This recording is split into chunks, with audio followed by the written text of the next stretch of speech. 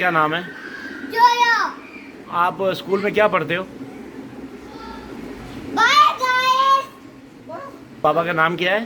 जुड़कनैन। और मामा का? मम्मा का जुड़कनैन। नहीं, मामा का, मामा का। दादा का क्या नाम है? दादा पापा, दादा अबू का? कौन है दादा? दादा ये नाम क्या है? नहीं पता? बाजी। अच्छा, आप स्कूल किसके साथ जाते हो? वेन गाड़ी कौन- बाबा रानी की और वापस किसके साथ आते हो? आपके साथ। किसके साथ? बाबा नाना बाबा के साथ। स्कूल में नाश्ता करते हो, लंच करते हो? लंच करता हूँ। क्या लंच में क्या होता है? क्या होता है? कल को गया तो सही। हाँ, लंच में क्या होता है? लंच में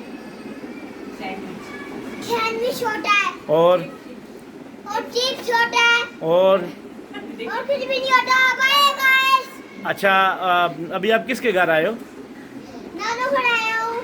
क्यों आए हो? मुझे अच्छा लगता है नानू घर। मुझे अच्छा लगता है। आपको कोई सॉन्ग आता है? सॉन्ग मुझे सॉन्ग नहीं अच्छा लगता। कोई कव्वाली आती है? काली मुझे अच्छा लगता है। नात आती है? नात हाँ, आती नात है। सुनाओ, अली दम वाली नात सुनाओ। अली अली अली अली।